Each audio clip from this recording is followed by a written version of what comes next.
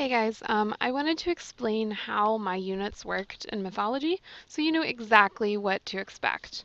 One of the cool things about this course, other than the material obviously, is the fact that there's really no big surprises.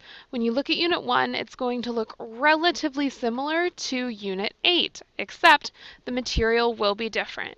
So this video exists to show you guys exactly what the types of lessons are in the unit, so you know exactly how to do well in my class, okay?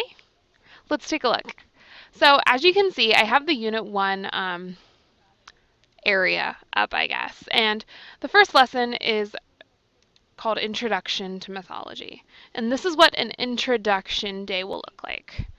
And you will have a welcome that has a syllabus, but that's mainly for this unit, so we're not going to worry about that too much. You will have a unit summary you have to look at, a unit objectives, and then you will have a discussion board. Now, what you need to do to complete all of these things is follow the red click here links. So you'll see that by clicking there, I have access to the unit summary. And this can actually be read aloud, which is pretty nifty if you ask me. You just have to hit the pause button down here. Looking at some other resources we have here, we'll also have a objectives to access. And the objectives are basically code for what you will learn in this unit. So if you haven't learned these things by the end of the unit, you know you need to go back and take a second look at those readings. So for Unit 1, we're looking at characteristics of myths, folklore, folk tales, and fairy tales, as well as types of myths, purpose of myths, and comparing the different types of folklore, legends, folklores, and fairy tales.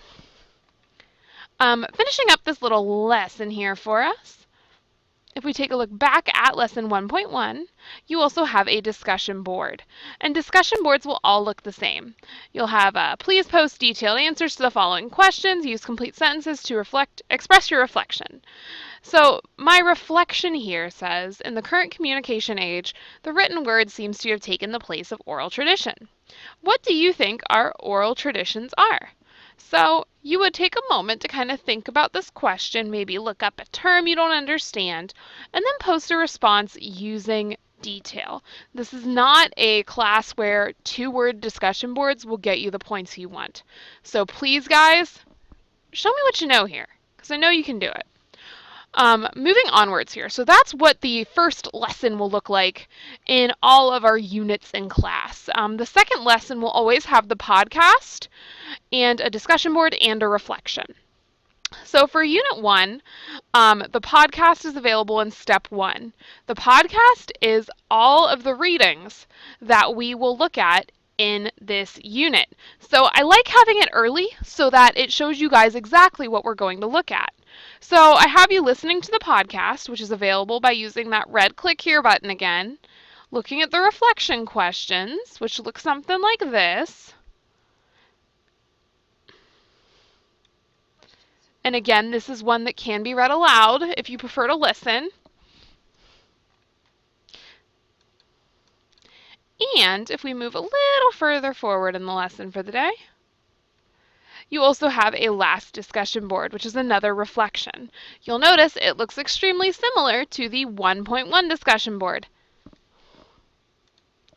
Moving forward in our unit, the next few days in a unit in mythology are going to be reading days. Let's look at 1.3 together. So on the first day of your reading days, guys, you're going to receive your text questions for the unit. So these text questions will have every single question you need to answer by the time you finish all of your readings for the unit. Some units have 5 readings, some units have 6, it depends.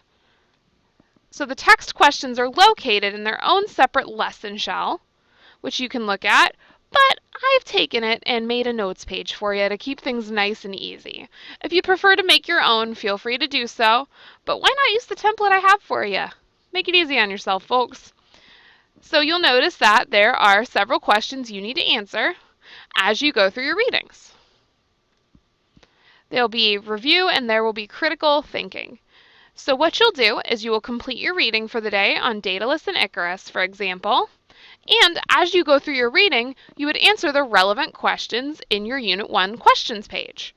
You're not going to answer all of the questions on the same day because we're doing one reading a day. So I would complete the required questions for the day, and then I knew I was done with mythology for the day. You will have, depending on the unit, around 5 or 6 reading days. And on the final reading day, there will be a Dropbox for you to submit the link to me. And that would be unit lesson 1.7 here. So you will also have labs throughout your time in mythology. And this isn't like your science class lab where you look at something like that. In these labs, you are going to websites and examining different parts of myth a little bit more.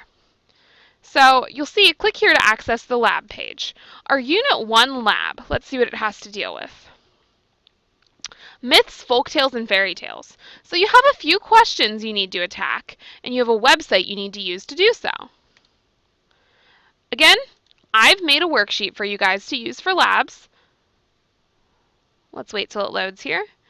And really take your time with these guys. You'll notice that some of the questions are a little lengthy. Question 1, for example.